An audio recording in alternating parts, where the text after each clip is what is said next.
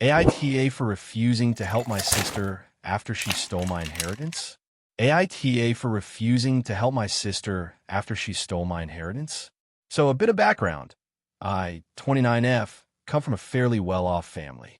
My dad and mom worked hard their whole lives, and they made sure we were financially secure growing up. It was always clear that when they passed away, they wanted their wealth to be evenly divided between me and my sister, Lisa, 27F. It wasn't just about the money, but also about passing down family heirlooms and properties that had sentimental value. They were adamant that there should be no drama, and everything was set up in a way that made it clear how things would be distributed. I was close to both my parents, especially my dad. He and I had a special bond, and I always admired his work ethic and his sense of integrity. My sister, on the other hand, has always been a little different. Growing up, she was always the more rebellious one, the one who would argue with my parents about everything, and the one who seemed to get into trouble more often. But she's still family, and I never thought that would change anything. When my dad passed away 3 years ago, it hit me hard. I was devastated, and I spent a lot of time grieving. My mom was also struggling, but she was determined to stick to the plans my dad had put in place for their estates and belongings. She had everything written down clearly, and when the will was read, it turned out that Lisa and I were supposed to inherit everything equally. There was a house, a decent amount of savings, and a collection of rare family items that were supposed to be shared. But things took a weird turn when my mom passed away a year ago. After her death, I was the one who took on the role of handling all the estate stuff. I knew how my parents would have wanted things, so I was careful to make sure the will was followed to the letter. But when it came time to start dividing things up, that's when the problem started. My sister, Lisa, had always been a bit reckless with money. She had racked up a lot of credit card debt and had been living paycheck to paycheck for years. I knew she was struggling financially, and I genuinely wanted to help her get back on her feet. But what happened next completely shocked me. Lisa came to me a few months ago, right after our mom's death, and told me that she was too overwhelmed to deal with the inheritance. She said she wanted me to take care of things and that she didn't want anything from the estate. I thought it was odd, but I agreed, assuming she just didn't want to deal with it and wanted me to take care of everything. Fast forward a few weeks, and I found out that Lisa had actually taken a large portion of the inheritance without telling me. She'd taken the majority of the savings, had sold a few of the family heirlooms that were supposed to be shared, and even made a secret deal with a real estate agent to sell the family home. It wasn't just a little bit either. She had taken tens of thousands of dollars, and I found out after the fact that she had been secretly spending it on vacations, new clothes, and other luxuries. I was furious when I found out. My first reaction was to confront her directly. When I called her out, she acted like it was no big deal. She said, "Well, I was the one who was actually helping Mom when she was sick, so I deserve more." She justified everything by saying that I didn't have to sacrifice as much as she did, and that she felt entitled to what she took because of how much she had done for our family. I didn't even know where to begin. I explained to her that the inheritance was supposed to be divided equally, and that she had taken something that wasn't hers. But she was adamant that she had the right to do it. She refused to give anything back, and even tried to guilt-trip me by saying things like, "You're so greedy," and "Why are you acting like this over money? It's just material things." I was in a bit of shock, to be honest. I didn't expect her to take advantage of me like that, especially after I'd always tried to be there for her. I started to do some research and found out that the estate could potentially sue her to get back the things she took, but I didn't want to go down that route. I didn't want to drag our family through more drama, but at the same time, I didn't want her to get away with this. I decided to talk to her one last time before taking any legal action. I told her I was willing to help her, but that she needed to return what she had taken from the estate. I made it clear that if she didn't, I wouldn't be able to continue helping her at all. This time, her attitude was different. She got defensive, saying that I was being unreasonable and selfish, and that I should just let it go. Now, here's where I might be the asshole. I decided that enough was enough. I told her that I wouldn't be helping her financially anymore. I refused to give her any of the inheritance or support her in any way. I told her she needed to learn how to manage her own life and take responsibility for the consequences of her actions. She was furious, and now she's telling the rest of the family that I'm being cold-hearted and petty for refusing to help her out. It's been a few weeks, and the rest of the family is divided. Some of them think I'm right to stand my ground, while others think I'm being too harsh. My sister has been calling me greedy and saying that I'm just mad because she has more fun than I do. I've tried to explain that it's not about the money. It's about the fact that she stole from our family, and I can't just let that go. But she's convinced that I'm being a horrible sister and that I should just forgive her. So, AITA for refusing to help my sister after she stole my inheritance? Let me know what you think. If you enjoyed the video, don't forget to hit like and subscribe to the channel. Your support means a lot and motivates me to create even more amazing content just for you. Make sure to turn on notifications so you'll never miss out on a new video. I'm curious, when do you usually watch my videos? While working, studying, or just relaxing? Let me know in the comments. I'd love to hear from you. Thank you so much for your support. It truly helps the channel grow. AITA for refusing to let my brother stay at my house after he secretly brought his girlfriend who I don't get along with. I, 29M, have a younger brother, Kevin, 26M, who I've always had a bit of a strained relationship with. Growing up, we were never super close. Kevin was always the rebellious one, and I was the responsible, straight-laced older sibling. Our differences started to become more noticeable as we got older, but we never really had major issues until recently. About a year ago, Kevin started dating Sarah, 24F, and from the start, I had a bad feeling about her. To be honest, I'm not entirely sure why. Maybe it's because she comes across as self-absorbed and dismissive, or maybe it's because I've seen her act condescending toward people who she doesn't think are on her level. I don't want to sound like I'm just jealous or bitter, but I don't think she's a good influence on Kevin. I've noticed that since they've been together, Kevin has become more argumentative and less reliable. He's always been the type to make impulsive decisions, but I feel like she encourages him to act without thinking.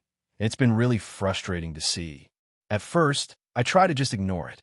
Kevin is an adult, and he's allowed to make his own choices. I wasn't about to step in and tell him who he should or shouldn't date. However, over the past few months, things started to get worse. I've had multiple conversations with Kevin where I've expressed my concerns about Sarah, but he always brushes me off and tells me I'm being overly critical.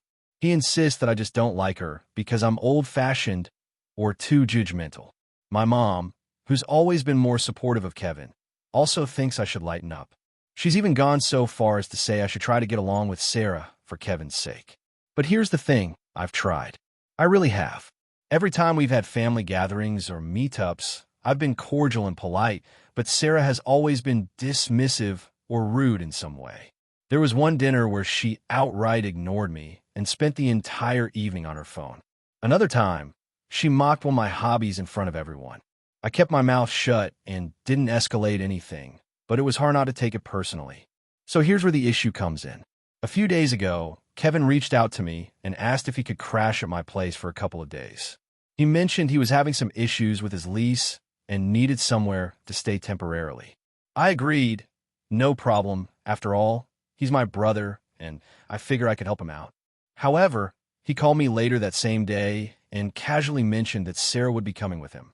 I immediately felt uncomfortable with the idea of her staying at my house, especially after everything that's happened.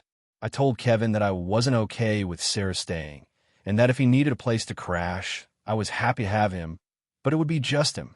Kevin was taken aback and insisted that it wouldn't be the same without Sarah. He argued that she'd been through a lot recently and just needed a place to stay for a few days. He told me I was being unreasonable and that I needed to get over my issues with her. I told him, once again, that I didn't feel comfortable having Sarah at my house. I wasn't going to let someone who's been disrespectful to me stay under my roof, especially when I knew it would cause tension between us. Kevin got really upset, and we ended up having a long argument. He accused me of making everything about myself and said I was being selfish for not helping him when he needed it. He claimed that if I truly cared about him, I would accept Sarah and let them both stay. But I just couldn't bring myself to do it. Kevin ended up staying with a friend instead, but since then, things have been tense between us. He's been giving me the cold shoulder, and my mom has called me multiple times to ask if I've reconsidered my decision. She says I'm being too hard on him and that I should be the bigger person for the sake of family. To be honest, I feel torn. I don't want to cause a rift in the family, but at the same time, I don't think I'm in the wrong for wanting to set boundaries with someone who's treated me poorly. I've had a few friends tell me that I should have just let it go and let Sarah stay. They say that I'm making a mountain out of a molehill and that it's just a few days. But I can't shake the feeling that if I let Sarah stay, it'll just set a precedent for her continuing to disrespect me, and I'll never be able to stand up for myself without causing drama. So, AITA for refusing to let my brother stay at my house if it means his girlfriend can't come too. AITA for telling my best friend's husband that she cheated on him. I, 29F, have a best friend, Sarah, 30F, who has been married to her husband, Jake, 31M, for the past 5 years. They've always seemed like the perfect couple. They met in college, got married shortly after graduating, and have a picture-perfect life in every way. But over the past year, I've noticed some things that have really bothered me about Sarah's behavior. Let me start by saying that Sarah and I have been best friends for 15 years.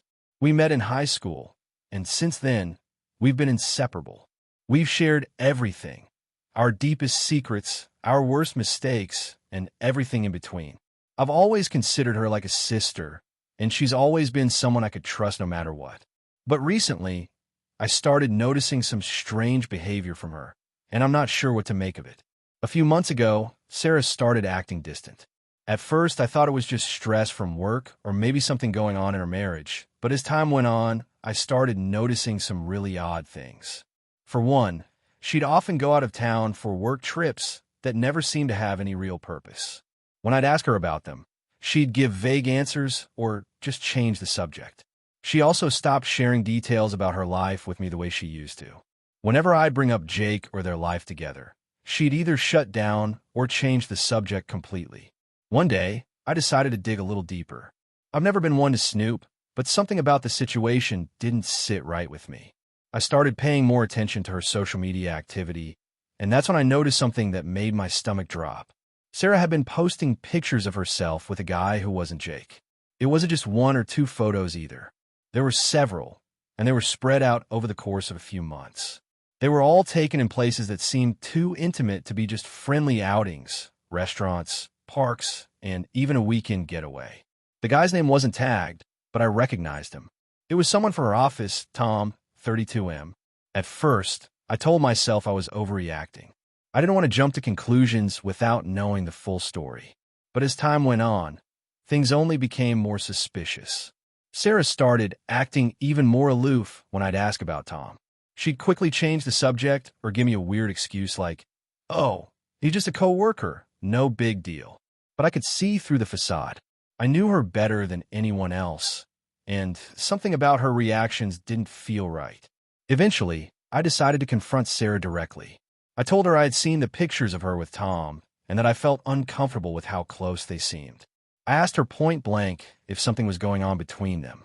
To my surprise, Sarah didn't get defensive or deny it. Instead, she broke down and confessed. She admitted that she and Tom had been having an affair for almost a year. I was shocked. I couldn't believe it. My best friend, the person I had known and trusted for years, was cheating on her husband. I felt betrayed, not just because of the affair, but because she had been hiding it from me. It felt like she didn't trust me enough to tell me the truth. We cried together that night, and she explained that she had fallen out of love with Jake. She said she hadn't meant for things to go this far, but that Tom had been there for her in ways Jake hadn't been. She seemed genuinely conflicted, torn between the life she had built with Jake and the new connection she had with Tom. I didn't know what to do. Part of me wanted to tell Jake. I knew that what Sarah was doing was wrong, and it wasn't fair to him. But at the same time, I didn't want to betray Sarah's trust. She begged me not to say anything to Jake, saying that she needed time to figure things out on her own. She was afraid of the fallout and the damage it would do to her marriage, even though she was the one who had betrayed Jake in the first place. For weeks, I wrestled with what to do. I loved Sarah, but I also knew that Jake deserved to know the truth. I couldn't keep this secret for her, especially after everything she had confided in me. I kept thinking about how I would feel if I were in Jake's shoes, how devastated and blindsided I would be if my partner had been cheating on me. I knew it wasn't fair to keep this from him. Eventually, I made the decision to tell Jake. I felt guilty about it, but I also knew it was the right thing to do. I met with him one afternoon under the pretense of needing to talk about something important. I had rehearsed what I was going to say, but when I saw the look of confusion and concern on his face, everything I had planned to say flew out of my mind. I told him that I had to be honest with him about something, and that it was really difficult for me to say. I told him that I had discovered Sarah's affair with Tom, and that I couldn't keep the secret anymore.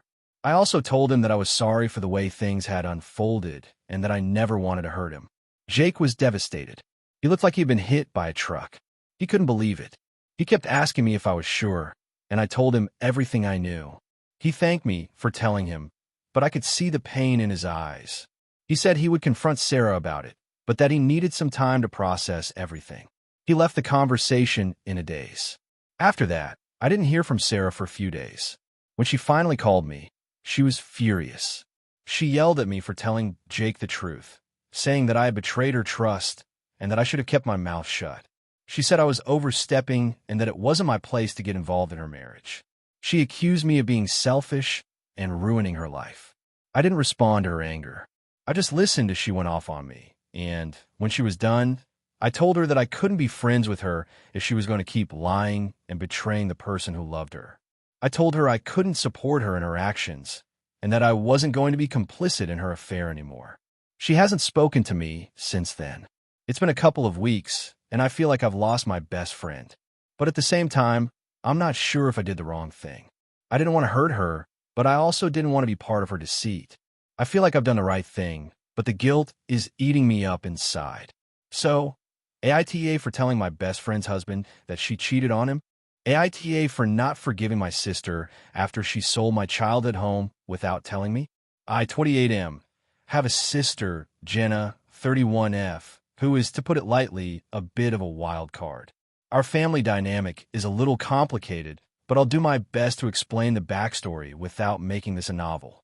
When I was growing up, my family lived in a house that my parents owned for over 25 years. It wasn't a mansion or anything, but it was our home. It had been passed down from my grandparents to my parents, and it was the kind of place where every room had a story. The backyard had a huge oak tree where my sister and I used to play. The living room had this old fireplace that I remember my dad would light up during the winter holidays. It was a place filled with memories, both good and bad. My parents, unfortunately, passed away a few years ago. My mom first, then my dad about a year later. It was a tough time for both of us, and Jenna and I didn't handle it well. After their passing, we each handled the house situation differently. Jenna, who had always been the free spirit of the family, started talking about selling the house. She said it was too much for her to handle emotionally and financially. It wasn't that she didn't love the house. It was just a constant reminder of everything we'd lost, and she wanted a fresh start. She even joked a few times about how we should sell it and split the money. At first, I thought that was a terrible idea. This house was special to me. I wanted to keep it in the family, preserve the memories, and maybe one day live there myself or pass it down. I knew that might sound a bit unrealistic, but it was my way of holding on to my parents. I told Jenna that I wasn't ready to sell. I wanted to take my time, maybe rent the house out for a bit, and figure out what we should do with it. Jenna, on the other hand, wasn't as attached to it, and she made it clear she wasn't going to be tied down by it. For the next couple of years, things were tense between us. I continued to pay the mortgage, utilities, and upkeep on the house, while Jenna got more and more distant. We'd meet occasionally, but the conversations about the house always ended in arguments. I could tell she wasn't happy with how I was handling things, but I just couldn't let go. To me, selling it meant giving up something that was a piece of our family, and I wasn't ready for that. Then, out of nowhere, a few weeks ago, I got a letter in the mail. It was from a real estate agency, and it was informing me that the house had been sold. My heart stopped. I felt my hands shake as I read the letter again, thinking there had to be some mistake. I immediately called Jenna to get some answers. She picked up the phone and, without any preamble, said, "Yeah, I sold it. I couldn't keep it anymore, and I knew you wouldn't sell it, so I just took care of it." I was stunned.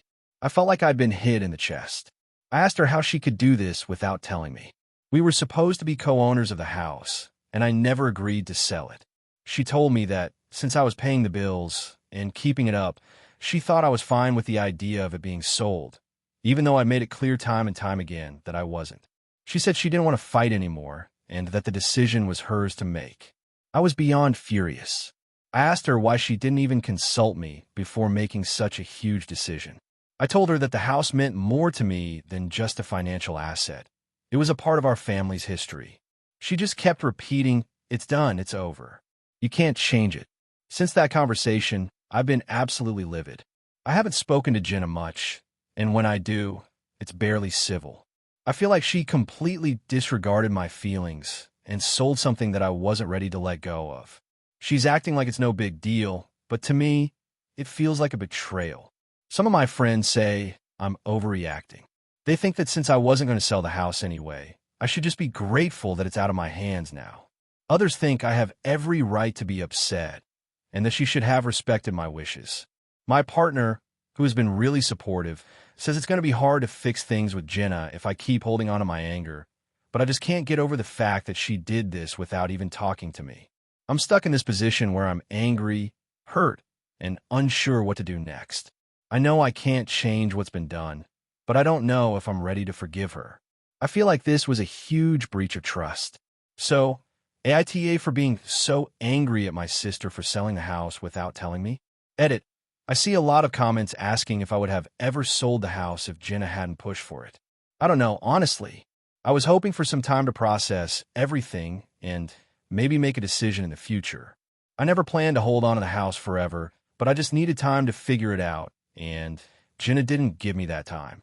AITA for telling my brother I don't want him around my kids after he called me a bad parent.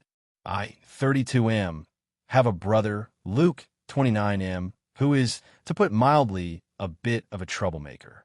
He's always had a rebellious streak, but I've tried to be supportive of him over the years, especially since we both grew up in a tough environment.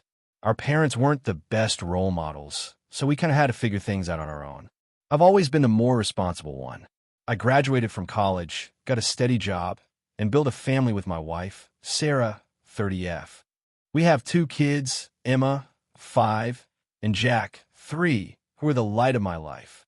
I love being a dad, even though it's definitely a lot of work. My wife and I try to raise our kids with strong values and discipline, but we also want them to be creative and have fun. We're pretty laid-back parents, but we have firm boundaries when it comes to certain things. Luke, on the other hand, hasn't really settled down. He's always had a string of different jobs, never been in a serious relationship, and hasn't seemed to grow out of the party phase that a lot of people go through in their 20s. He's into going out all night, doing things on a whim, and rarely takes anything seriously. When we were younger, I used to try to keep him in check, but now I just don't know how to deal with him. For context, Luke doesn't exactly have a great track record when it comes to respecting boundaries. He's often the type to show up uninvited, drink way too much at family gatherings, and make everyone uncomfortable with his jokes or behavior. He's never done anything outright malicious, but he tends to push buttons in ways that cause tension. He has a good heart, but he doesn't always think about the impact of his actions. Recently, my family and I went to a barbecue at my parents' house. It was a casual Sunday afternoon, and we were all just hanging out. Luke showed up late, as usual, and started drinking almost immediately. He was loud and joking around, and I could see Sarah was getting annoyed because he kept trying to get Jack to play some roughhousing game that's not really appropriate for a 3-year-old. I've told Luke before that I don't want him encouraging that kind of play with my kids. It's dangerous, and it doesn't align with the values we're trying to instill in them. So, I pulled Luke aside and calmly told him that we don't allow that kind of roughhousing with Jack. I explained that Jack is still young and doesn't quite understand the difference between fun and danger. And we want to make sure he's safe. Luke got defensive immediately. He said something like, "Come on, man, it's just a little fun. You're being way too overprotective." I tried to explain that I'm just doing what's best for my kids, but he wouldn't listen. He kept pushing back, saying I was too soft on them and that I needed to let them be kids. After a while, it got to a point where I had to be more firm. I told him that I didn't appreciate him undermining my parenting and that I would prefer it if he respected my rules when it came to my kids. He shot back, "Well, maybe if you actually knew how to let them have fun, they wouldn't be so uptight. He then added that I was a bad parent for being so restrictive and controlling. I don't know what came over me, but I just snapped. I told him that I didn't need him to tell me how to raise my kids, and that if he couldn't respect my boundaries, he wasn't welcome around my children anymore. I told him that I didn't want him around if he was just going to keep calling me a bad parent and disrespecting my rules. He was stunned for a second, but then he started getting angry and said I was being a jerk and that I was overreacting. He stormed off, and the rest of the day was awkward. My parents and other family members tried to mediate, but Luke was too upset. Since then, he hasn't spoken to me much. He sent me a few texts saying I was being ridiculous and that I shouldn't be so sensitive. But I haven't responded. I just feel like I've had enough. I've tried to be patient with him for years, but I feel like this is the last straw. The thing is, I don't feel like I overreacted. I'm the parent here, and I need to set clear boundaries when it comes to how my kids are treated. Luke is an adult, and he should understand that my priorities have shifted. I want my children to be happy and carefree, but I also want them to be safe and raised with respect. Luke's behavior has always been erratic, and I'm not going to let him undermine my parenting or make my kids uncomfortable. Some of my friends and family think I was too harsh. They say that it's just Luke being Luke and that I shouldn't take it so seriously. They think I should have let it go and that I shouldn't let this cause a rift in the family. But I feel like if I let him get away with disrespecting my role as a father, it's just going to set a bad precedent. I don't want him around my kids if he's going to make them feel unsafe or uncomfortable. I've always tried to include Luke in our family gatherings, but after this, I'm honestly not sure if I want him around anymore. I don't want my kids growing up thinking it's okay for adults to disrespect their parents or ignore rules. So, AITA for telling my brother that I don't want him around my kids after he called me a bad parent. Edit. I see a lot of people saying I should have talked to him more calmly and had a deeper conversation. Maybe that would have worked, but I've tried doing that before, and it always ends with him dismissing me. This wasn't the first time he undermined me, and I just couldn't take it anymore. AITA for exposing my brother's toxic relationship with our parents. I, 27F, have an older brother, James, 30M, who has always had a difficult relationship with our parents. To put it simply, they never really understood him, and he never really understood them. He's always been the black sheep of the family. As kids, he was rebellious, constantly getting into trouble. And as adults, he's never really settled into the normal life that our parents envisioned for him.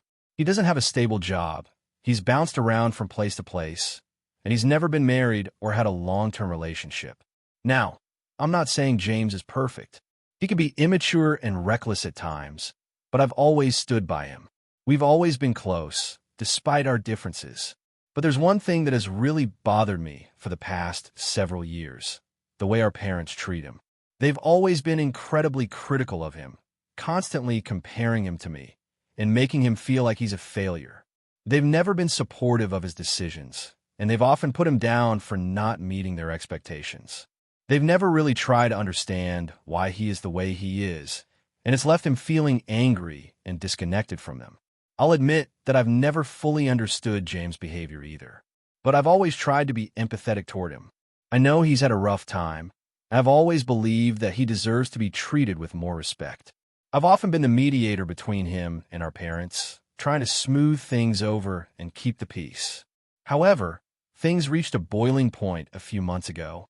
My parents were planning their 30th wedding anniversary celebration, and they wanted to make it a big deal. They asked me to help organize everything, and of course I agreed. But when I brought up the idea of inviting James, my parents were immediately dismissive. They said he'd probably cause a scene, that he'd drink too much and ruin everything. I was shocked. I hadn't heard them speak about him so negatively in a while, but it was clear that they had already written him off. I couldn't believe it, so I decided to reach out to James on my own. I called him and asked if he would be interested in attending the anniversary celebration. He seemed hesitant at first, but after some convincing, he agreed. I told him to just keep things low-key and avoid any unnecessary drama, and he agreed. I was hopeful that the day would go smoothly, but I had no idea how wrong I was about to be. The day of the anniversary party arrived, and everything was going well at first. The venue was beautiful, the food was great, and the mood was light. My parents were beaming, and everyone was having a good time. But then James showed up, He looked different than usual, dressed in a suit and actually clean-shaven for once. It was clear he had made an effort, but the moment he walked into the room, I could feel the tension in the air. Our parents barely acknowledged him, and I could see the look of disappointment on their faces when they saw him. As the evening went on, James tried to engage in conversation with our parents, but they shut him down at every turn. They'd ignore his questions, cut him off mid-sentence, or brush him off with snide remarks. It was obvious they weren't even trying to make him feel comfortable. They didn't want him there, and it was clear that they didn't care if they made him feel unwelcome. I saw James getting more and more frustrated. At one point, he tried to make a toast, but before he could even get a sentence out, our dad interrupted him, telling him to keep it short because nobody had time for his rants. That was the tipping point. James stood up, slammed his glass on the table, and stormed out of the party. My parents didn't even try to stop him. They barely reacted. It was like they were so used to his outbursts that they didn't care anymore. I followed him outside, trying to calm him down, but he was furious. He told me he was done trying with them. He said he didn't want to keep being their punching bag, always blamed for everything that went wrong in their lives. He said that they had ruined his entire sense of self-worth, and that he couldn't take it anymore. He wasn't angry at me, but he was disappointed that I still tried to fix things for them, knowing how badly they treated him. He told me that I was enabling their behavior, and I should stop pretending everything was fine when it clearly wasn't. At that moment, I felt like a hypocrite. I had spent so many years trying to mediate between James and our parents, always trying to keep the peace, but I had never really considered his side of things as deeply as I should have. I had always believed that they just didn't understand him, but maybe they were just treating him the way they felt he deserved to be treated. I made a decision that night. I was going to stand up for James, no matter the cost. The next day, I called a family meeting, and I confronted our parents about how they had treated James over the years. I told them that they had never given him the love and support he needed, that they had belittled him and constantly made him feel like he was a failure. I told them that their constant criticism and high expectations were suffocating him, and that they had pushed him to the point where he had given up on their relationship. I didn't hold back. I told them that their behavior had driven a wedge between them and their son, and that if they wanted any hope of having a relationship with him in the future, they needed to change their approach. I told them that they were not blameless in this situation, and that they needed to take responsibility for how they had treated him. My parents were not happy with what I said. They got defensive, insisting that they had done everything for him, that he was just ungrateful and lazy.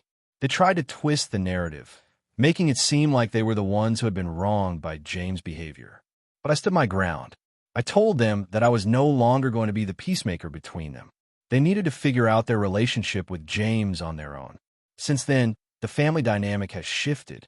James and I have become closer, and while he's still hesitant about having a relationship with our parents, he's at least open to the idea now. Our parents have tried to reach out to him, but it's clear that their efforts are still half-hearted. They haven't fully accepted their role in the situation, and I'm not sure if they ever will. I feel guilty, though. I've created a rift in the family, and I know that my parents are hurt by what I said. They feel like I've betrayed them, and I can see how disappointed they are in me. But I can't help but feel like I did the right thing. I had to stand up for James, even if it meant upsetting everyone else. So, AITA for exposing my brother's toxic relationship with our parents? AITA for telling my sister she can't bring her kids to my house anymore after they broke something of mine? I, 30M, have a sister, Amanda, 32F, who has 2 kids, Lily, 6F, and James, 8M. We've never had the closest relationship, mostly because we're pretty different people. I've always been the more serious, introverted type, and Amanda is more laid-back and outgoing. Growing up, she was the social butterfly, and I was the nerdy, bookish one. We didn't always get along, but we've managed to stay on good terms as adults, at least until recently.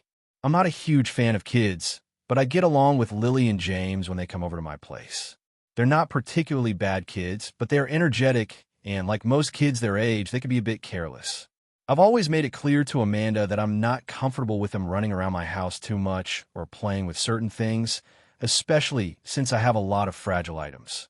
She's never seemed to take it too seriously, and while she usually tries to keep them under control, things have been getting out of hand recently. It all came to a head last weekend when Amanda asked if she could bring the kids over to my house to hang out. She mentioned she had some errands to run, and it would be easier if she could drop the kids off at my place for a few hours. Normally, I'd say no problem, and I try to be a good brother, but the kids have been a bit wild lately, and I really wasn't in the mood for it. I told her I wasn't comfortable having them over this time because I had some important work to do and didn't want to be distracted. She pushed back, saying she was struggling to find anyone else to watch them and that she'd make sure they were on their best behavior. I eventually caved and agreed. When they arrived, things were fine at first. The kids were excited to see me, and we spent a little time playing video games and talking. But soon, things got out of hand. Lily started running around the house, and James was knocking over things in the living room. I politely asked them to calm down and reminded them about the fragile items in the house, but they just didn't listen. Amanda didn't do much to intervene. She was on her phone most of the time, chatting with someone and barely paying attention to the kids. I don't want to sound like I'm blaming her completely, but I do think she should have been more aware of what was going on. Then it happened. James was running through the living room when he tripped and knocked over a shelf that held a couple of expensive vases I've had for years. They were gifts from my late grandmother, and I've always been careful with them. I was absolutely livid. I ran over to assess the damage, and both vases were shattered. I could feel my heart sink. They weren't just valuable because of their price, but because of the sentimental attachment.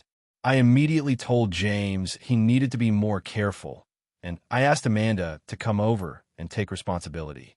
She seemed annoyed and said it was an accident, but I was pretty upset.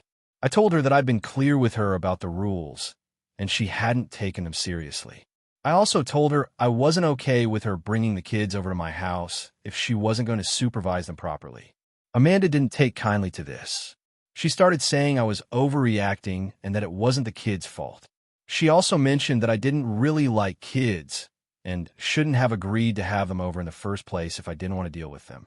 I tried to explain that it wasn't about not liking kids, but about respect for my property and the fact that she wasn't managing the situation. I also pointed out that it wasn't the first time this had happened. There had been other minor incidents in the past, but I let them slide because I didn't want to make a big deal out of things. But this time it was different. The vases were destroyed, and I wasn't willing to just sweep it under the rug. Amanda got defensive and told me I was acting like a child, that it wasn't a big deal, and that I needed to calm down. She grabbed the kids and said they were leaving. I told her that I didn't want them to come back to my house unless she could assure me they'd behave and that she'd actually supervise them properly. Amanda was furious. She said that I was being ridiculous and that I was making her feel like a bad mother. She also told me I shouldn't be so materialistic and that it was just a vase. I feel like I might have gone too far in saying I didn't want them in my house anymore, but at the same time, I think I'm justified. It's not just about the vases, but about a pattern of behavior where my boundaries and things I care about aren't being respected. I've always been more reserved and careful with my things, and I don't think it's too much to ask for a little respect when I've made it clear what I don't want. I also feel like I've been very patient in letting little things slide in the past. Since then, Amanda has been giving me the cold shoulder. She's barely responded to my texts, and when she does, it's just a short, curt reply. I know I hurt her feelings, but I'm not sure if I was in the wrong here. She keeps telling me I'm being dramatic and that I should just let it go, but I feel like my feelings matter too. AITA for telling my sister she can't bring her kids to my house anymore after they broke something of mine. AITA for refusing to let my parents move in with me after they lost their house. AITA for refusing to let my parents move in with me after they lost their house. So, to give some context, I, 32M, have a pretty successful career. I've worked hard to get where I am, and I've been lucky enough to be able to buy my own house, which I'm really proud of. It's not huge, but it's in a great neighborhood, and I'm financially stable. I've always been pretty independent, and while I love my family, I'm also really private about my life and how I live. Growing up, my parents, both 60s, were always there for me.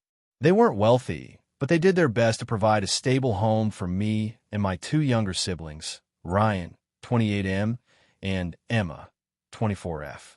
Over the years, they've gone through a lot of financial struggles. They've had health problems, and I know it's been tough for them to make ends meet. They didn't have a lot of savings, and when I was younger, I used to help out whenever I could but it was always more of a struggle for them to keep up with bills and the mortgage. A few months ago, I found out that my parents had fallen behind on their mortgage payments, and their house was foreclosed. I wasn't really surprised, to be honest, because they've been struggling for years, and I had a feeling something like this would happen. When my parents told me the news, I felt bad for them, but they also seemed incredibly stressed and upset. They had no backup plan and nowhere to go. They were scared and asking me what they should do. At first, I thought they might go live with my younger brother, Ryan. He lives about 30 minutes away, has a decent-sized house, and has always been the more family-oriented one. But when I brought this up, my parents said they didn't want to live with him because his house wasn't big enough for all of them. I tried to reason with them, saying that Ryan had the space and they'd probably be more comfortable there, but they refused. That's when they asked if they could move in with me instead. Here's where the problem started. I'm not against helping my parents, but I really didn't want them to move in with me. My house is only a 3-bedroom, and I already have a roommate who helps with rent. I also have a pretty demanding job, and I enjoy having my personal space. I've worked really hard to get to the point where I can live independently and not be constantly stressed out by other people's problems, especially not when I've already got a lot on my plate. I was worried that living with my parents would create unnecessary tension, especially given how stressed they already were about their situation. I told my parents that I wasn't in a position to have them move in with me. I explained that my house was too small and it wasn't a good fit for a long-term living arrangement. I told them that I'd help them in other ways, help them look for affordable apartments, or help them pay for a place to stay temporarily, but I just couldn't have them living with me.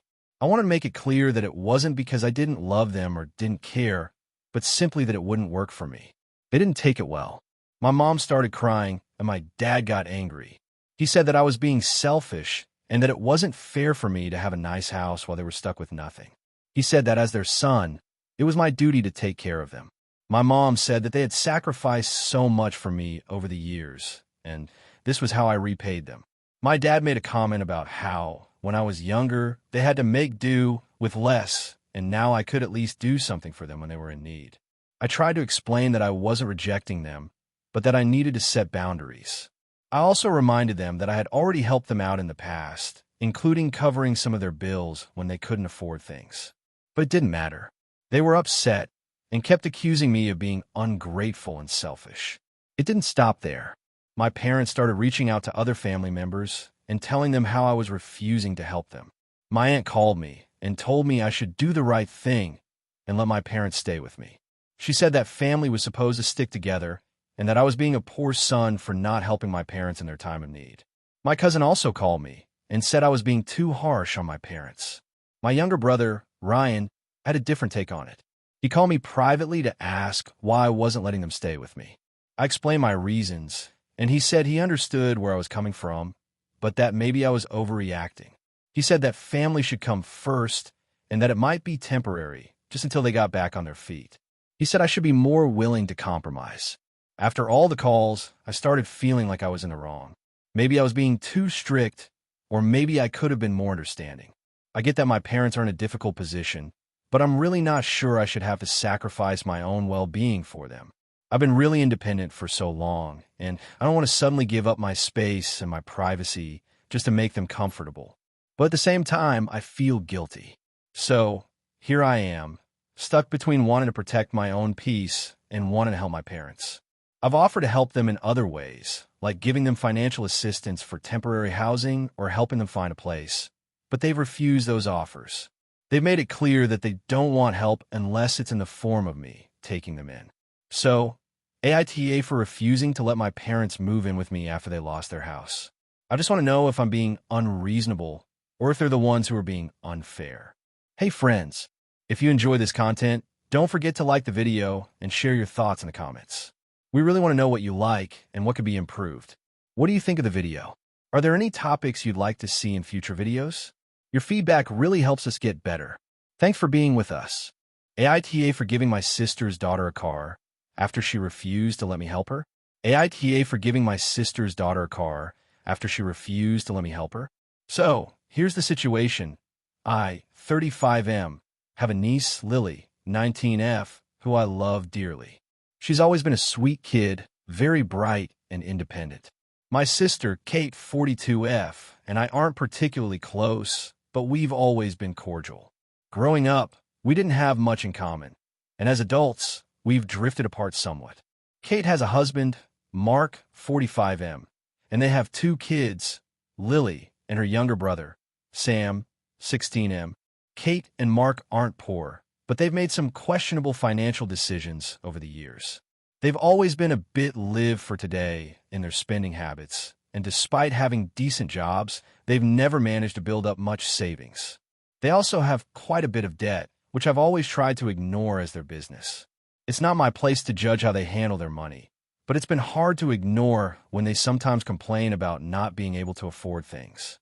About a year ago, Lily started applying to colleges, and I knew it was going to be a huge financial strain on my sister and her family.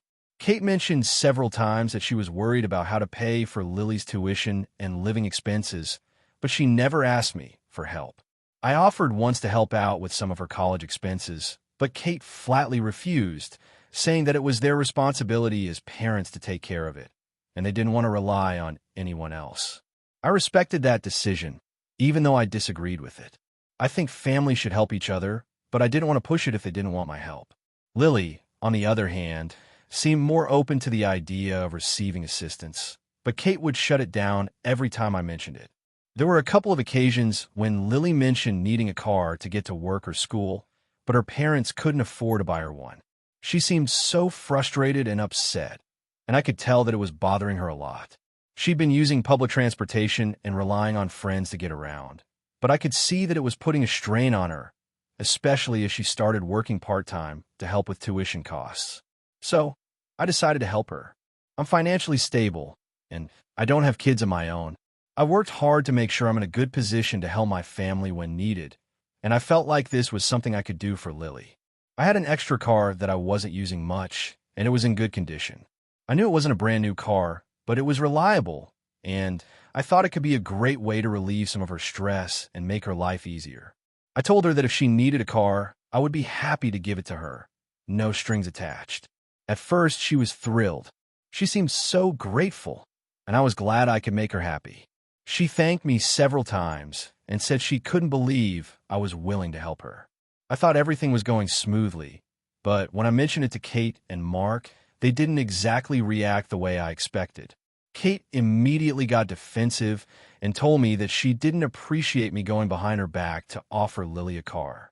She said that she didn't want me to spoil her daughter and that it was her job to teach Lily how to be responsible for things like this. She said I shouldn't be enabling her and that it was better for Lily to figure things out on her own. She also accused me of trying to undermine her parenting. Mark, who usually stays out of these things, chimed in and said that I should have discussed it with him first before making any decisions. I was taken aback. I hadn't thought that offering Lily a car would cause this kind of reaction. I explained that I wasn't trying to spoil her or undermine anyone's authority. I just want to help. But Kate insisted that I was doing more harm than good and that I should respect their decision to handle their daughter's needs on their own. Things escalated pretty quickly. Kate kept saying that Lily was too spoiled, as it was, and that my offering her a car would make things worse. She said it was important for Lily to understand that life isn't easy and that people don't just get things handed to them. I disagreed. I thought a little help wouldn't hurt, especially when Lily was clearly working hard and trying to do the right thing. I tried to explain that I wasn't trying to take over their parenting, but they weren't having it. Kate told me that if I really cared about Lily, I'd respect her and Mark's decision to handle things without outside interference. I could tell she was upset, and honestly, I was too. I didn't want to create any tension between us, but I also felt like I was doing something good. I decided to stand firm and gave the car to Lily anyway. I told her I knew it was going to be a big adjustment for her family, but I didn't want her to struggle any longer. I made it clear that there were no strings attached and that I was happy to help. Lily thanked me again, and I felt a little relieved, though I knew things were still tense with Kate and Mark. Things have been really strained between me and Kate since then. She's been giving me the cold shoulder whenever we talk, and I've overheard her telling other relatives that I'm trying to play the hero and make her look bad in front of the family. Some relatives have even called me to ask why I didn't respect Kate's wishes and why I felt the need to step in. A few of them have even said that I should have just kept my distance and let Kate handle things the way she saw fit. Now, I'm starting to feel guilty. I've always been the kind of person who wants to help people, but I also understand the importance of respecting boundaries. I didn't mean to undermine Kate's authority as a parent, and I certainly didn't want to create any drama. But on the other hand, I don't think helping Lily with a car was a terrible thing to do. So, AITA for giving my sister's daughter a car after she refused to let me help her? I just want to make things easier for Lily, but now I'm not sure if I've crossed a line. AITA for not letting my best friend move in with me after she lost her job and asked for help. I, 29F, have a best friend, Emily, 28F, who I've known since we were in high school. We've been through a lot together, from breakups to family issues, and she's always been my go-to person when I needed support. She's like a sister to me, and I've always considered our friendship solid. But recently, things have become complicated, and I'm feeling really torn about what to do. A couple of months ago, Emily lost her job. She had been working at a marketing firm for several years, but the company went under, and she was laid off. Since then, she's had a hard time finding another position. I've tried to be supportive, listening to her vent, and encouraging her to keep applying to jobs. She's had some interviews, but nothing has panned out, and it's been affecting her mood. I get that it's a tough time for her, and I've been sympathetic, but things started to get more difficult when she asked if she could move in with me. At first, she said it casually, like it was just a suggestion. She mentioned that her lease was up in a month, and she was thinking about moving back in with her parents, but she didn't want to do that because she didn't get along with them. Emily's relationship with her parents has always been rocky. There's a lot of tension, and honestly, I can see why she doesn't want to live there. But when she said it again, this time more seriously, I started to feel uneasy. She asked if she could stay with me just for a little while until she found a new job and got back on her feet. I was caught off guard, but I didn't want to seem like a bad friend. I told her I would think about it and get back to her. I've always liked my space and am used to living alone. I'm a pretty private person, and I've never had a roommate, let alone someone who would be living with me for an unspecified amount of time. But on the other hand, Emily has been there for me through thick and thin, and I didn't want to leave her hanging. She's also one of the few people I feel truly comfortable with, so the idea of her being under my roof didn't feel totally unreasonable. After thinking about it for a couple of days, I decided to be honest with her. I told her that while I loved her and wanted to help, I didn't think it was a good idea for her to move in with me. I explained that I value my personal space and needed a clear boundary between my home life and the rest of the world. I also mentioned that I wasn't sure how long she would need to stay, and the uncertainty of the situation made me uncomfortable.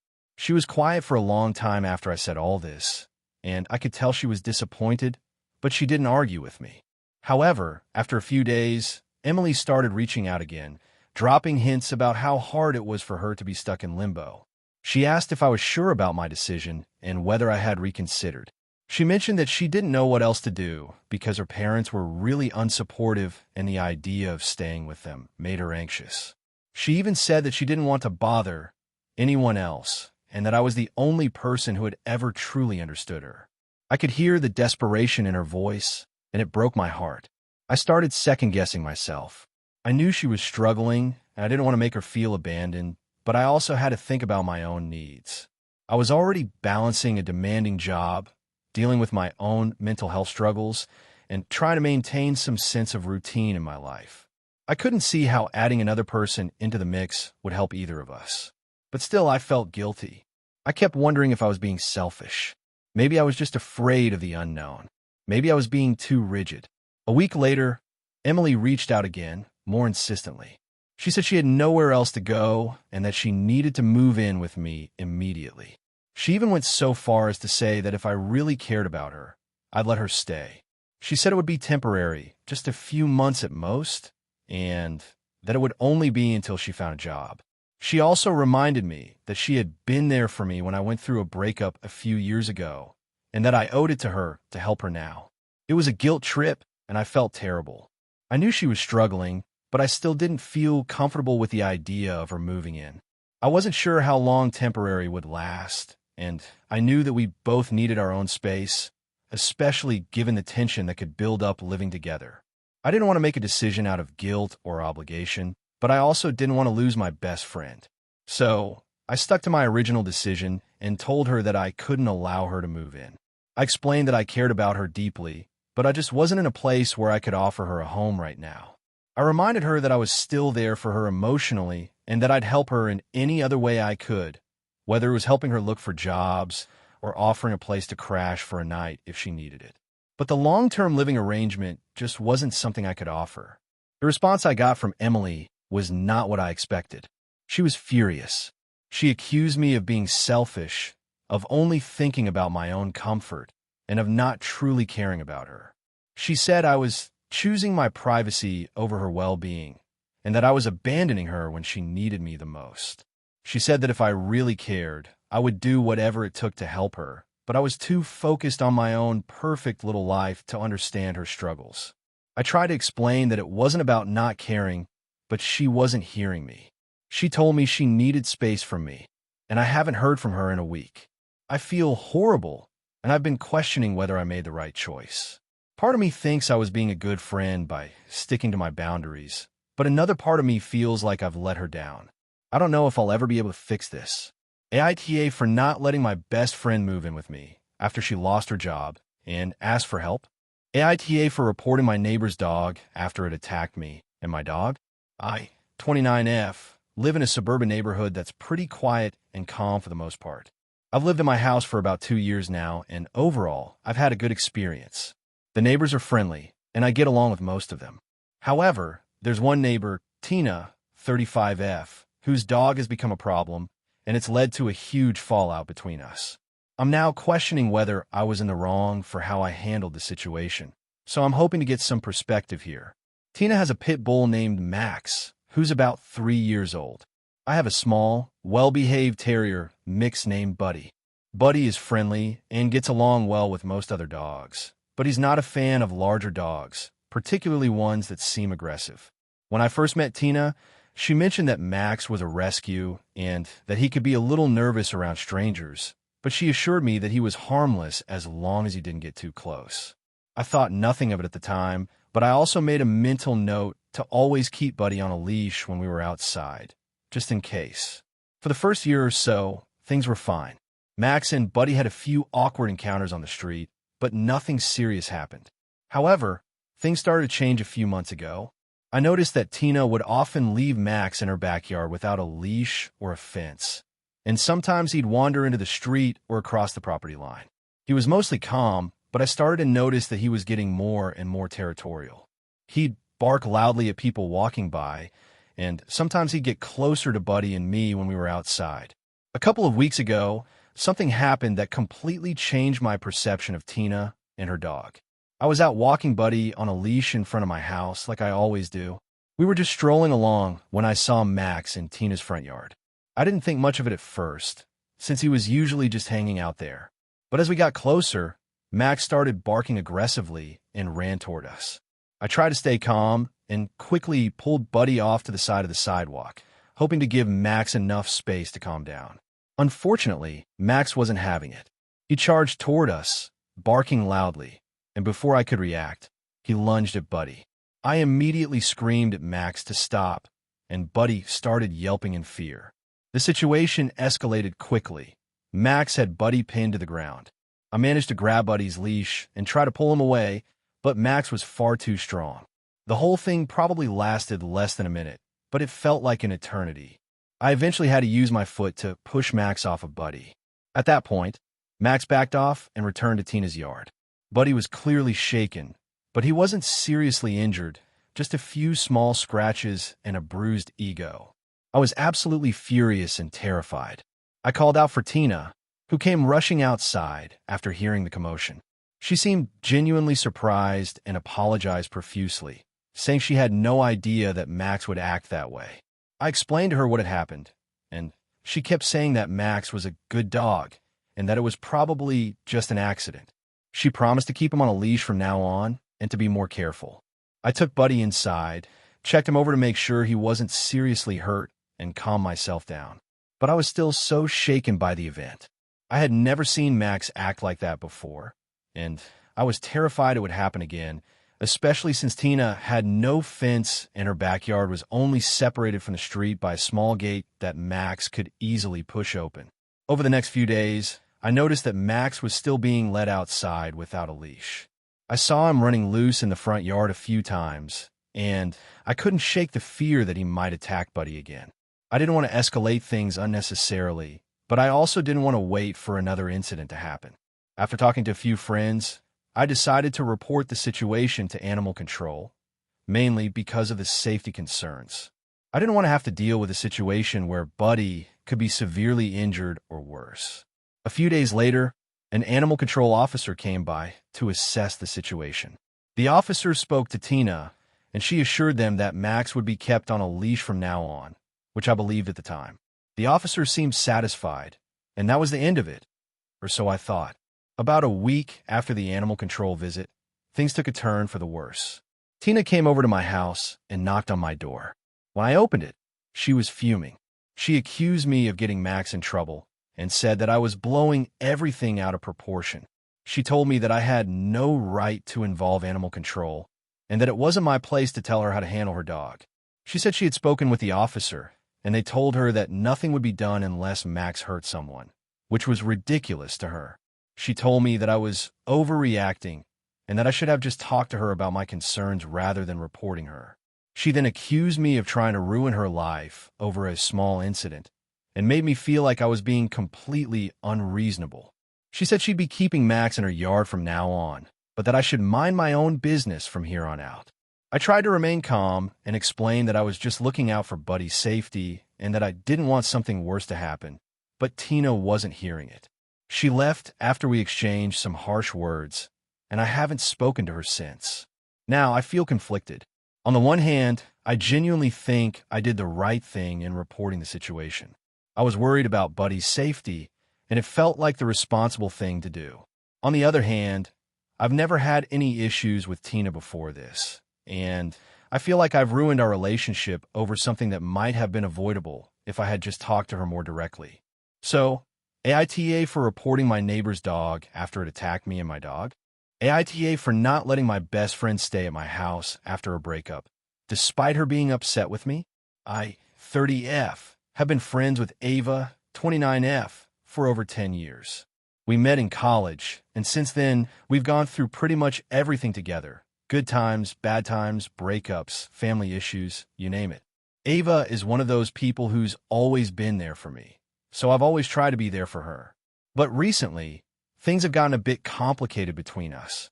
Ava was in a long-term relationship with a guy named Mark for about 5 years. From the outside, they seemed like the perfect couple, but I had always felt like there were some issues in their relationship that Ava was ignoring. She would confide in me about Mark's emotional unavailability, how he didn't put much effort into their relationship, and how he would cancel plans with her last minute or bail on family events. But despite all of that, Ava kept defending him, saying that he was just going through a rough time and that they were going to work it out. I tried to be supportive without outright saying I didn't think Mark was right for her, but I'll admit that I started to feel like she was wasting her time with him.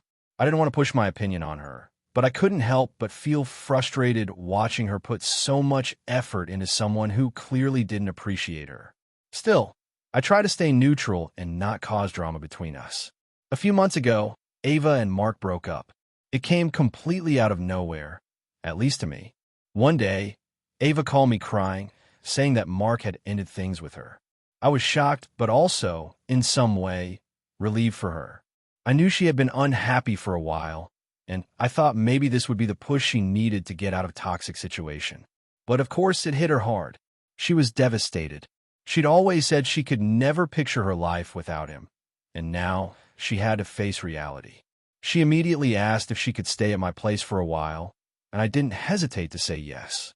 I had a spare room, and I knew she needed space to process everything. I was happy to help, and I figured it would be temporary, just a few weeks to let her get back on her feet emotionally and mentally. The first few days were fine. Ava was understandably upset, and we spent a lot of time talking about her relationship, her feelings, and everything that went wrong.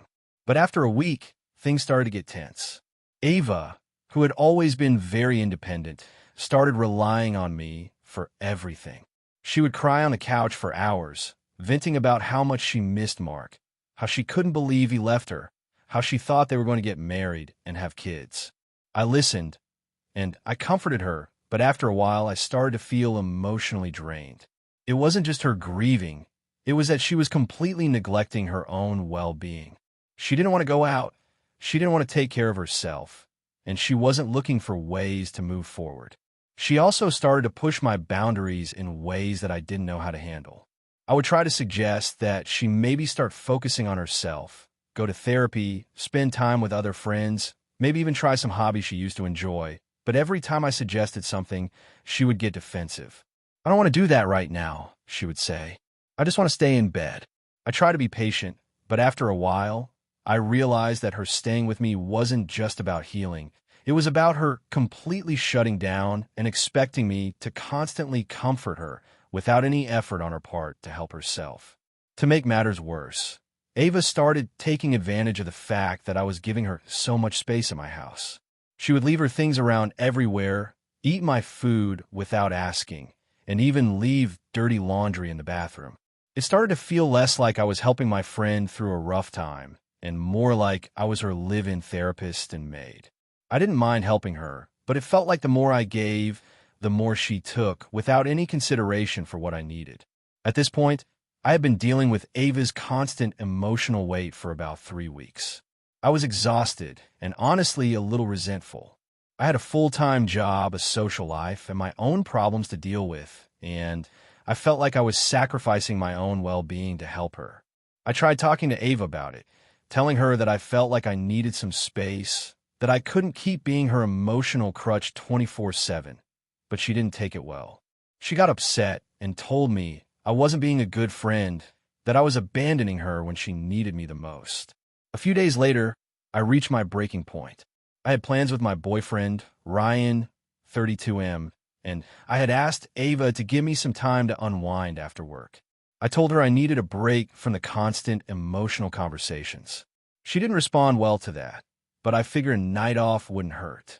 When I came back, I found that she had gone through my things. She had taken some of my clothes without asking because she felt like wearing something cute for herself but hadn't returned them. At that point, I realized she was pushing the boundaries in ways I wasn't okay with anymore. I had a long conversation with her, and I told her that I couldn't keep hosting her at my place.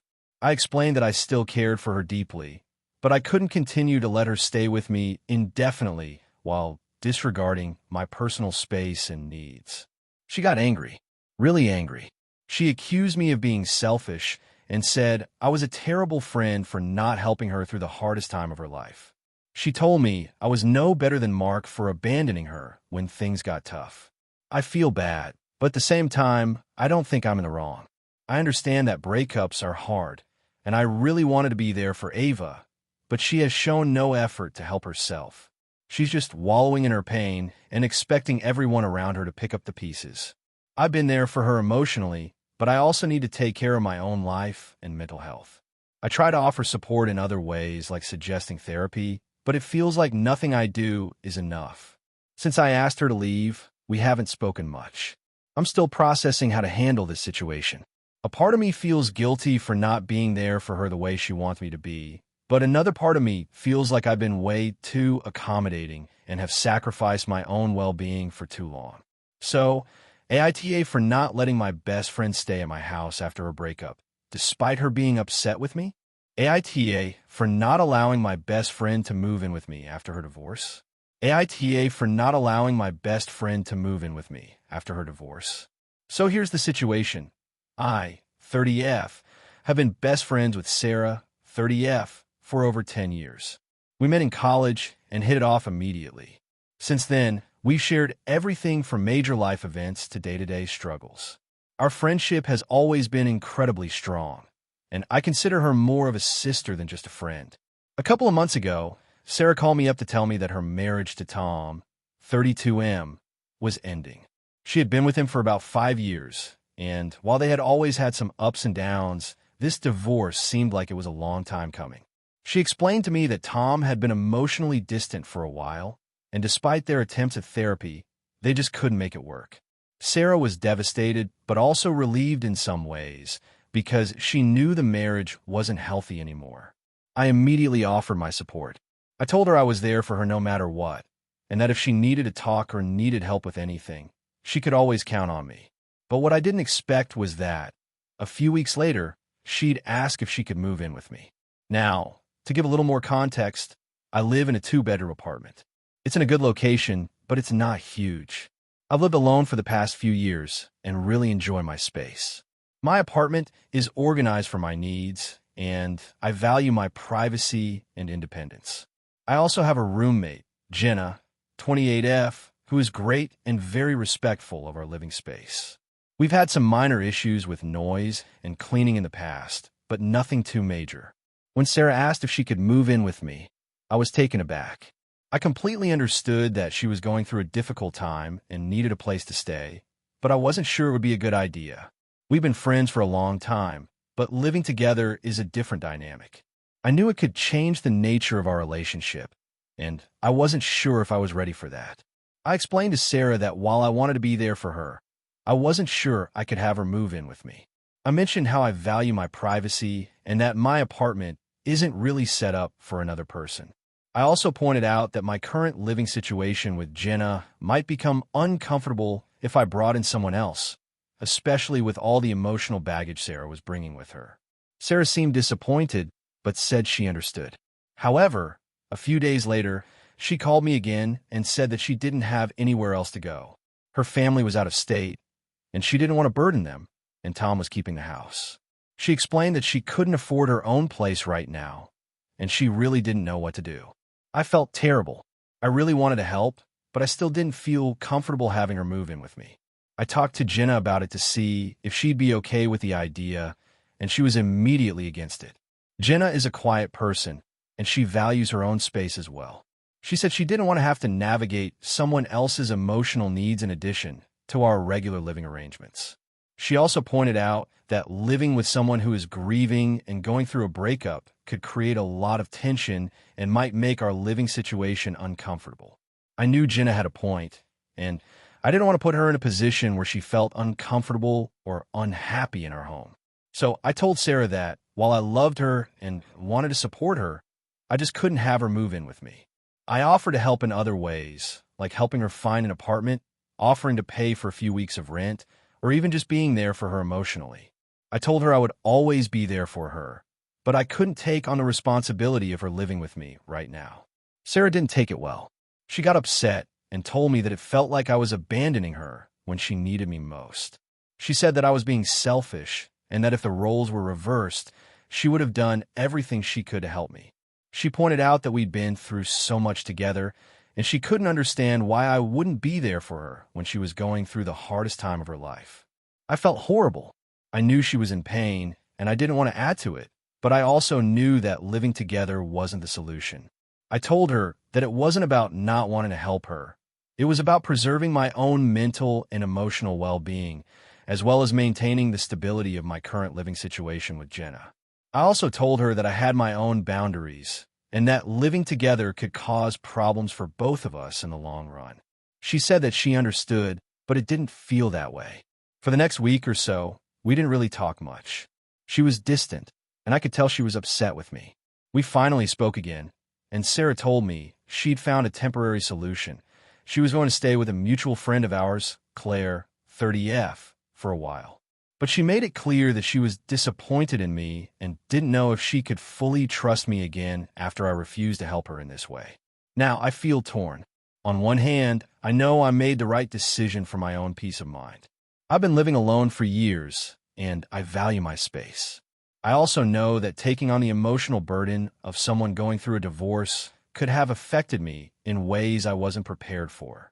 On the other hand, I can't shake the feeling that I should have been more supportive. Sarah is one of my closest friends, and I feel guilty for not offering her the support she needed during such a difficult time.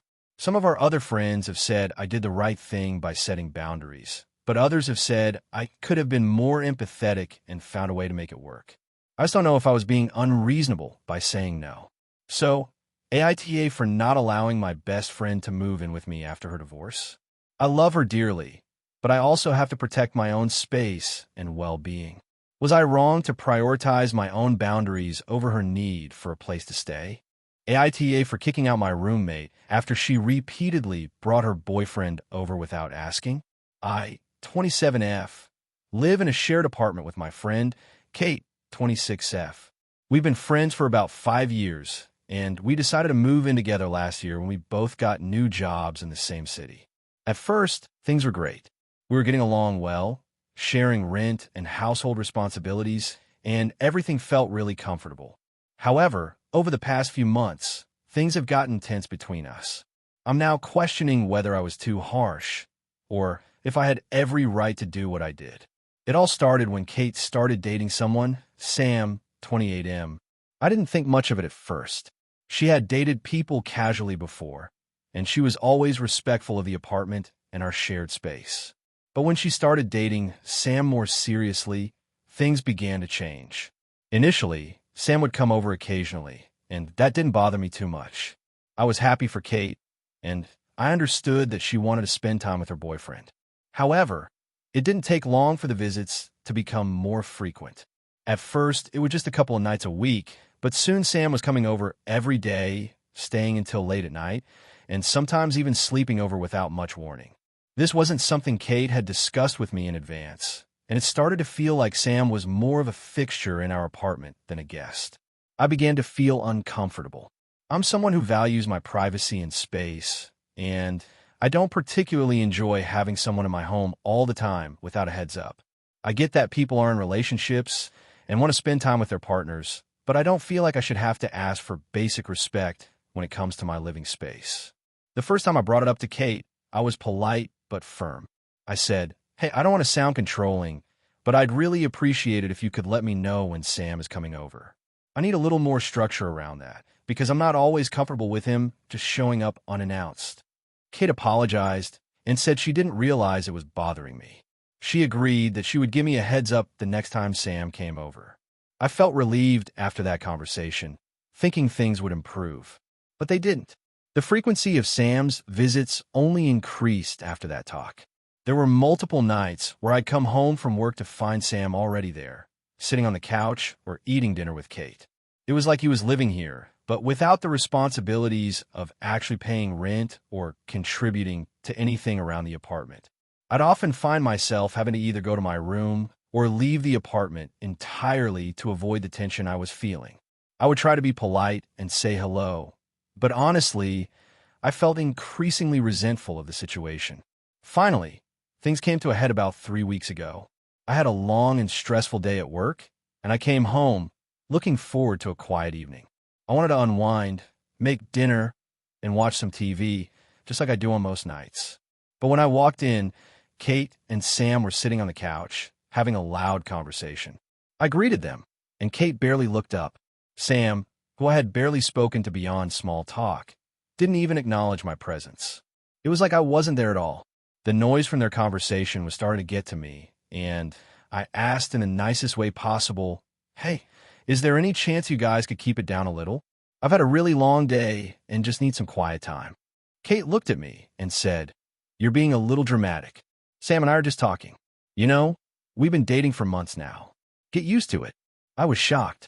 Not only was she dismissive of my feelings, but her tone was also condescending.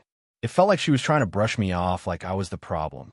I tried to stay calm and explain that I wasn't asking for much, just some respect for my space and my need for quiet after a long day. But instead of hearing me out, Kate snapped, "Well, if you can't handle us spending time together, maybe you should find somewhere else to go. Sam's my boyfriend. He's going to be around." I was furious. It was clear to me that Kate wasn't taking my concerns seriously and that she was prioritizing her relationship over our living situation. It felt like I wasn't even allowed to voice my discomfort. After a few moments of silence, I just turned and walked out of the apartment. I spent the night at a friend's place because I couldn't stand being in that environment anymore. The next day, I came back and decided that enough was enough. I needed to have a serious talk with Kate, and I couldn't keep letting her treat me like this. When we sat down, I told her that I was no longer comfortable living with her while Sam was over all the time. I reminded her that we had agreed on boundaries before, and she had consistently ignored them. I said I needed a solution, and I didn't want to live in an apartment where I felt like I had no control over the space I paid for.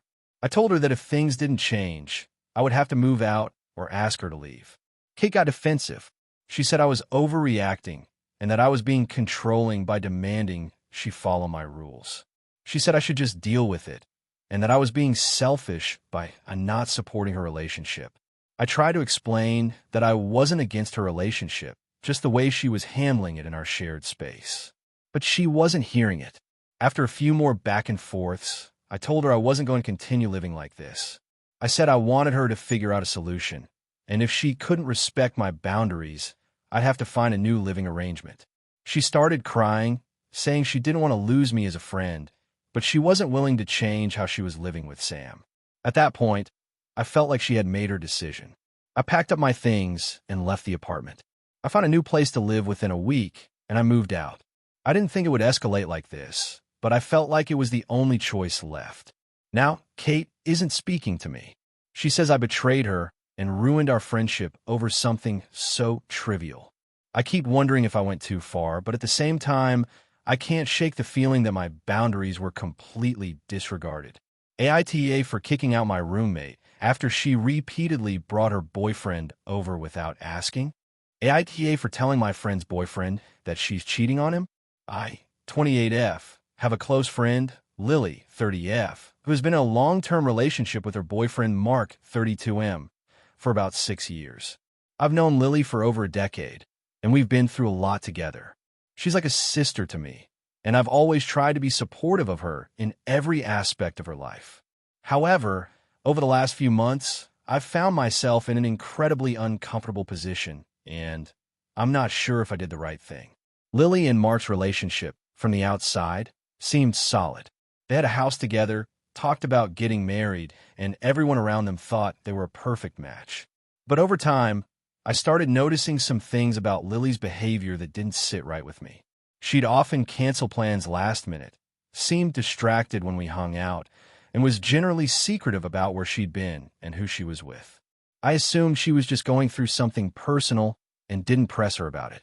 One day, while we were having lunch, Lily casually mentioned that she had a work trip coming up.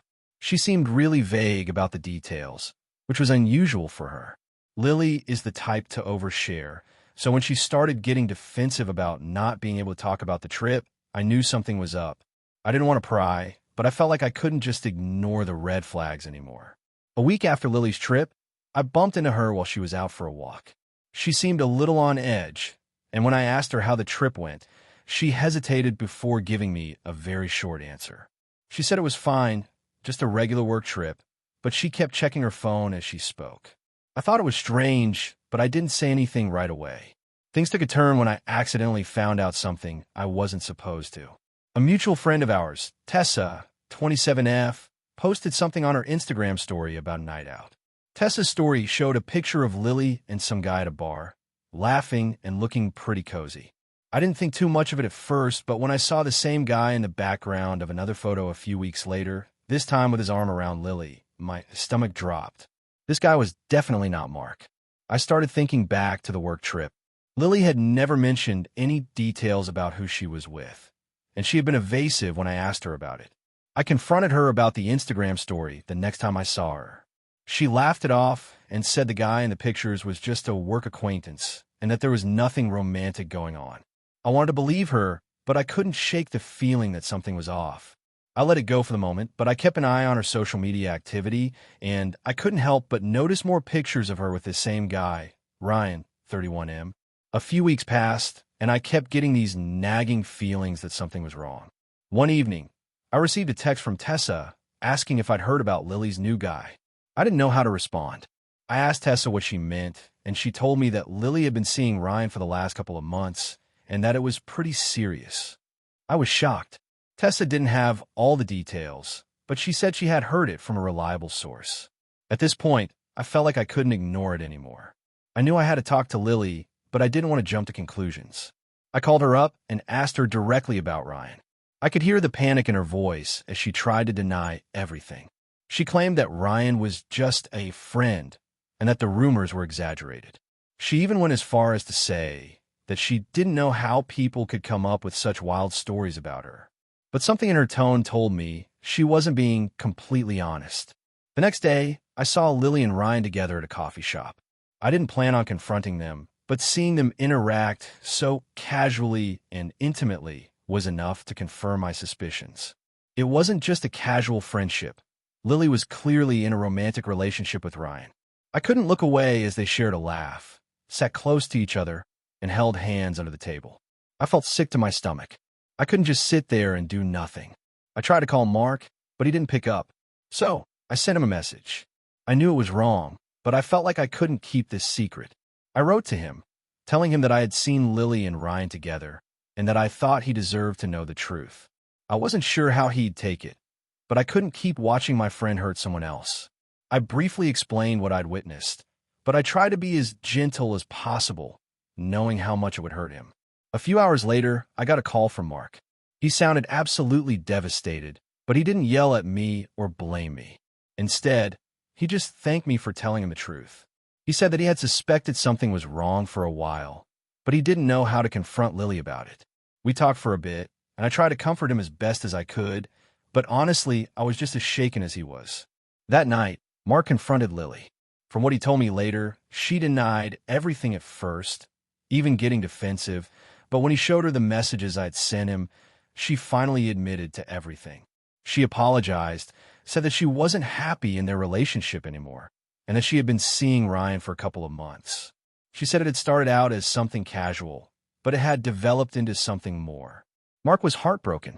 He said he never expected this from her, especially after all the years they had spent together. After their confrontation, Lily called me. She was furious. She accused me of ruining her life, of interfering in her relationship, and of betraying her trust. She yelled at me for telling Mark, saying I should have kept quiet and let her handle it herself. I tried to explain that I did what I thought was right, but she didn't want to hear it. She said I had overstepped and that I had no right to tell Mark about her infidelity. She hasn't spoken to me since. Now, I feel conflicted. On one hand, I feel like I did the right thing. I couldn't stand by and watch Mark get hurt while Lily was cheating on him. I know it was a tough situation, but I wanted to make sure Mark knew the truth, especially because he seemed like the last person to suspect anything.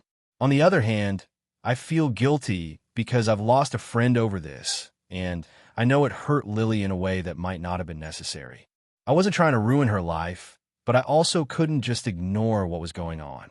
So, AITA for telling my friend's boyfriend that she's cheating on him.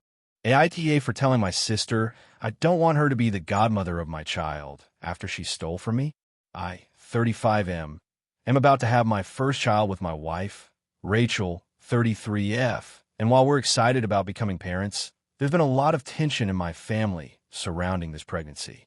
Specifically, with my sister, Olivia, 32F. To give some context, Olivia and I have always had a complicated relationship.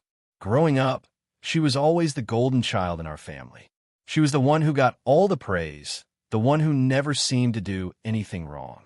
I was the quiet one who kept my head down and tried to avoid conflict. As we grew older, that dynamic didn't change. Olivia went to a top college, got a high-paying job, and was generally seen as perfect. Meanwhile, I took a more humble route and worked my way up in my career. That being said, I never really resented Olivia for her success. I was proud of her, even though it sometimes felt like I was in her shadow. Things were mostly fine between us until a few years ago when she did something that made me question a lot about our relationship. A couple of years ago, my wife and I were going through some financial difficulties. I had lost a major client at work, and Rachel was dealing with some health issues. To help us out, we took out a loan from my parents to cover some bills, but it wasn't a large amount, just enough to keep us afloat for a few months.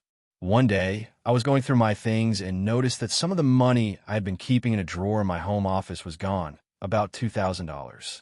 At first, I thought I was just being forgetful, but as I went through everything, I realized it was gone.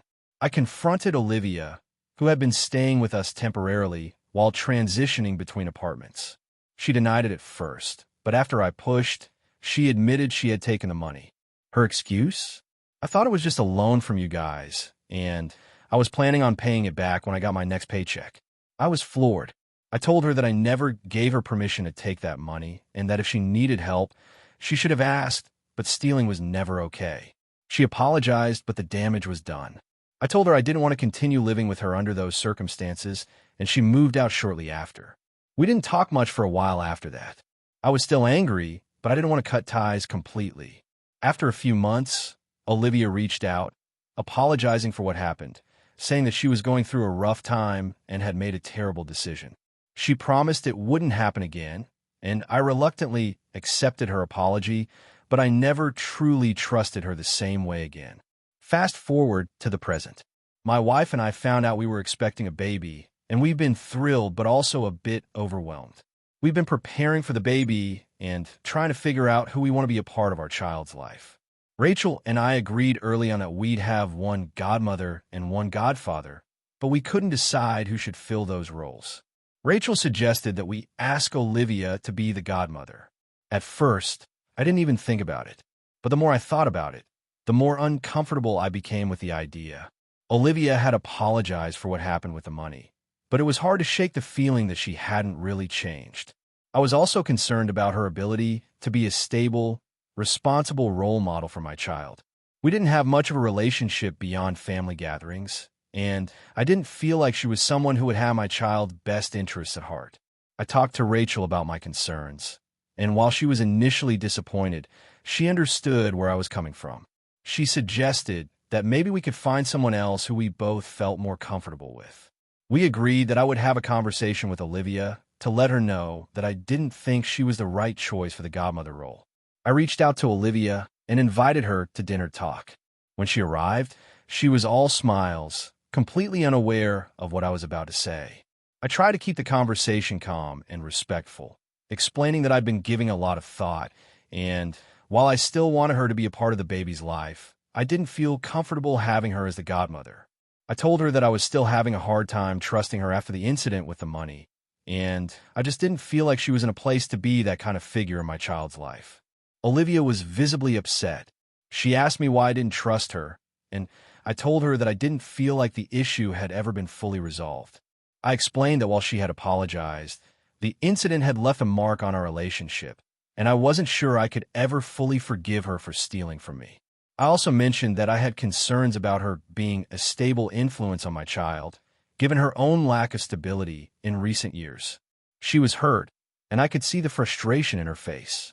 She started raising her voice, saying that she was being unfairly judged for a mistake she made years ago, and that she had changed since then. She said she had been nothing but supportive of us during the pregnancy, and she was devastated that I didn't want her to be the godmother. She accused me of holding onto the past and not giving her a chance to prove herself. At that point, I told her that I was just being honest about how I felt. I wasn't trying to punish her or make her feel bad, but I needed to make decisions that were best for my family, and I didn't think she was the right choice for this particular role. Olivia ended the dinner abruptly, saying she needed to think things through and would talk to me later. She hasn't spoken to me much since then, and I can tell she's still upset. Some of my friends and family are telling me that I was too harsh and that I should have given Olivia another chance. They argue that people make mistakes and that she's apologized, so I should just let it go. Others, however, think I made the right choice and that I shouldn't be expected to overlook something as serious as stealing from me, especially when it involves my child. Now, I'm second-guessing myself. I feel bad for hurting Olivia, but at the same time, I don't want to put my child in a position where they're relying on someone who's shown a lack of judgment in the past. So, AITA for telling my sister I don't want her to be the godmother of my child after she stole from me. Thank you for watching until the end. If you enjoyed this video, don't forget to like and subscribe to the channel so you won't miss new videos. Also, leave a comment. I'd love to hear your thoughts. Your support and engagement mean a lot to me. See you in the next video.